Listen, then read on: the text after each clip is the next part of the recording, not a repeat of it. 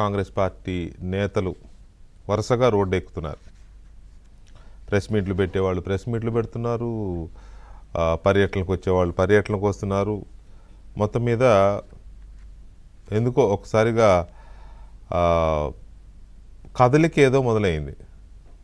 ఆ కదలిక కూటమి ప్రభుత్వం పైన విమర్శలు చేయడానిక, లేకపోతే అధినేతకి జ్వరం వచ్చి బెంగళూరులో పడుకున్నారు, ఆయన హెల్త్ బాగాలేదని. కాబట్టి మరి వీళ్ళు కూడా 5-6 రోజుల నుంచి, వారం 10 రోజుల నుంచి ఏం లేదు. సో అక్కడి నుంచి ఏమన్నా అందరికీ ఏం తిని పడుకుంటున్నారా అలాంటి వార్నింగ్లు ఏమైనా వచ్చినాయో తెలియదు. కానీ వరుసగా మాజీ మంత్రులు, మాజీ ఎమ్మెల్యేలు క్యూ కట్టి మరీ వస్తున్నారు, బయటకు వచ్చి తిడుతున్నారు. కొందరికేమో ప్రాజెక్టులు గుర్తొస్తున్నాయి, కొందరికేమో రాజ్యాంగం గుర్తొస్తుంది, కొందరికేమో భావ ప్రకటన స్వేచ్ఛ గుర్తొస్తుంది, కొందరికేమో పోలీసుల నైతికత గుర్తొస్తుంది. రకరకాలుగా కొందరికైతే రాయలసీమ ప్రాజెక్టుల మీద అమితమైన ప్రేమ పుట్టుకొచ్చింది. ఇక భోగాపురం మీద చేసే రచ్చ ఆఫ్కోర్స్ ఈ 2 రోజులుగా నేను పెట్టిన డిబేట్లతో వాళ్ళకి సీన్ అర్థమై దాని మీద సైలెంట్ అయ్యారు. ఎందుకంటే దొరికిపోయిన తేలుగుట్టిన దొంగల్లాగా సైలెంట్ అయిపోయారు. ఎందుకంటే ఇంకా అక్కడ వాళ్ళ పప్పులు ఉడికేలా లేవు. భోగాపురం ఎయిర్పోర్టుకు సంబంధించిన క్రెడిట్ కొట్టేయడానికి చేసిన ప్రయత్నాలు ఫెయిల్ అయ్యాయి. అది దొరికిపోవడంతో ఇక దాన్ని వదిలేసి ఇటుపడ్డారు. ఇక సో వీళ్ళంతా ఎందుకు ఒక్కసారిగా ఈ రకంగా రోడ్డు ఎక్కుతున్నారు అనేది ఒక కీలకమైన అంశం. అలాగే వాళ్ళు మాట్లాడుతున్న ఇష్యూస్ కూడా ఏమాత్రం వాళ్ళకి పోసగవు. ఏదో అంటారే, అబద్ధం చెప్తే నిజం చెప్పేవాడి కంట్లో కారం కొట్టినట్టు ఉండాలంట. అట్లా చెప్పగలరు అబద్ధాలు వైసీపీ వాళ్ళు. కానీ జనం ముందు ఈ ఆటలు సాగవు. ఎంత పకడ్బందీగా, ఎంత శిక్షణతో, ఎంత ట్రైనింగ్ తీసుకుని, ఎంత స్క్రిప్టెడ్ అబద్ధాలు చెప్పినా జనం ముందు ఇక ఆటలు సాగవు. ఎందుకంటే జనానికి అర్థమైపోయింది. ఆ అర్థమైపోయిన నేపథ్యంలో ఇంకా అబద్ధాలు చెప్పి ఏదో చేసుకోవాలనుకోవడం అంత పెద్దగా రక్తి కట్టదేమో. ప్రాజెక్టులతో పాటు రోజా గారేమో పోలీసుల్ని తిట్టారు. పోలీసులు పచ్చ చొక్కాలు వేసుకున్నారంటారు, వాళ్ళకి సిగ్గు లేదంటారు. చంద్రబాబు నాయుడు అండ్ అనిత ఇద్దరు సిగ్గుపడాలి అంటారు.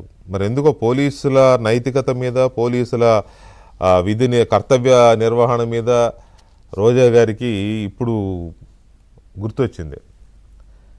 అసలు పోలీస్ వ్యవస్థ అనేది ఒకటి ఉంది, వాళ్ళకి కొన్ని అధికారాలు ఉంటాయి, వాళ్ళకు ఒక ఇంటిగ్రిటీ ఉంటుంది, వాళ్ళకి ఒక దాన్ని ఏమంటారు, ఇంటిగ్రిటీ ఉంటుంది. ఇవన్నీ వదిలేసి లా భాషతో ఒక పోలీస్ ఆఫీసర్ని తిట్టిన రోజా గారు ఇప్పుడు వచ్చి పోలీసుల గురించి మాట్లాడుతున్నారు. లా భాషతో ఆమె తిట్టిన వీడియోలు బాగా వైరల్ అయ్యాయి. ఇంకా చాలా ఉన్నాయిలే, ఒకటి కాదు. ఆమె ఒక్కతే కాదు, చాలామంది పోలీసుల్ని మాట్లాడిన వాళ్ళే. అసలు పోలీసుల్ని ఎలా వాడుకున్నారో కూడా చూసాం మనం. అలాంటి పోలీసుల గురించి మాట్లాడితే ఇంకా అంతకంటే చెప్పుకోవడానికి ఏముంటుంది. కాకపోతే ఎందుకు ఇలా మాట్లాడుతున్నారు, ఇప్పుడు వీళ్ళకి వచ్చిన బాధ ఏంటి? అలాగే ప్రాజెక్టుల మీద వల్లమాలిన ప్రేమ చూపిస్తున్నారు. అసలు ఏదో జరిగిపోయింది అని చూపిస్తున్నారు. వాళ్ళ అధికారంలో ఉన్నప్పుడు ఒక ఇరిగేషన్ మంత్రి ఏమో కాపర్ డ్యామ్ అంటే ఏంటో తెలుసుకోవాల్సిన బాధ్యత నాకేంటండి, నాకు తెలియదు, నాకు అవసరం ఏముంది దాంతో అని మాట్లాడిన మంత్రి ఒక ఆయన కాపర్ డ్యామ్ గురించి. ఇంకొక ఆయన ఏమో గన్ను ముందా, బుల్లెట్ దిగిందా లేదా, ఇట్లా మాట్లాడిన మంత్రి ఒక ఆయన. వాళ్ళు ఇప్పుడు ప్రాజెక్టుల గురించి మాట్లాడుతున్నారు. ఇరిగేషన్లో ప్రాజెక్టులు కొట్టుకుపోతే కనీసం మృతదేహాల వెలికితీత కూడా పూనుకోని ప్రభుత్వం జగన్మోహన్ రెడ్డి ప్రభుత్వం. ఎంతమంది కొట్టుకుపోయారో, ఎక్కడ పోయారో కూడా తెలియని పరిస్థితి. అలాంటి వాళ్ళు ఇప్పుడు వచ్చేసి రాయలసీమ ప్రాజెక్టుల గురించి మాట్లాడుతున్నారు. ఏది ఈ 1.5 yearలో ఈ ప్రభుత్వం రాయలసీమ ప్రాజెక్టును పూర్తి చేయలేదంట. ఈ 1.5 yearలో ఈ గొప్ప గొప్ప కబుర్లు చెప్పే నాయకులందరూ మరి వాళ్ళ 5 ఏళ్ళు ఏం చేశారు అనేది వాళ్ళే చెప్పాలా. వాళ్ళు చెప్పకపోతే ఇప్పుడు డిబేట్లో చెప్పే నాయకులు చెప్తారు. ఇక లోకేష్ మీద ఒక ఆయన విపరీతంగా మాట్లాడేసాడు ఇవాళ. పెడబొబ్బలన్నమాట. అసలు సోషల్ మీడియా మీద రివ్యూ చేయడానికి లోకేష్కి ఏమి హక్కు ఉంది అనేది ఆయన వేసిన ప్రశ్న. ఆయన ఐటీ మంత్రి అండి. హోంమంత్రే రివ్యూ చేయాల్సిన అవసరం లేదు, డీజీపీఏ రివ్యూ చేయాల్సిన అవసరం లేదు. ఐటీ మంత్రి, వాళ్ళకి కొన్ని చట్టాల గురించి వాటి గురించి తెలుసుకోవాల్సిన అవసరం ఉంటుంది.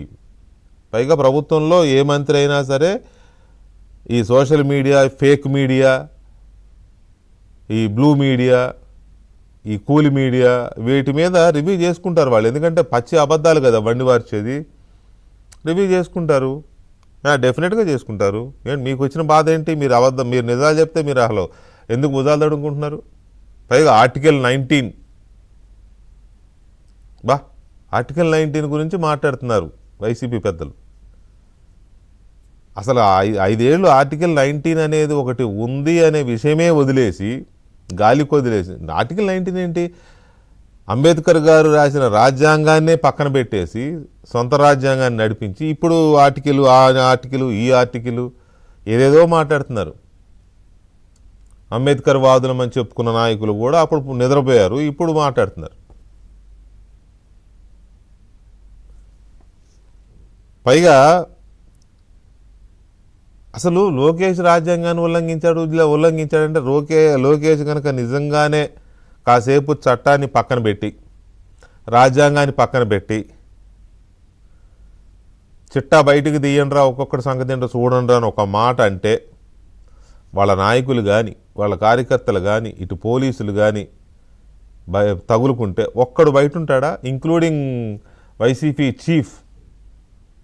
ఈ పార్టీకి అంతా లోపలేగా, మొత్తం టాప్ టు బాటం ఆ పార్టీలో.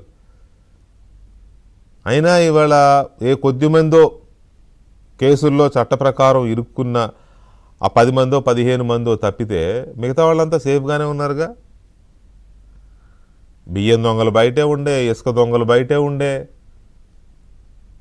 లిక్కర్ దొంగలు ఇంకా చాలామంది బయటే ఉండే,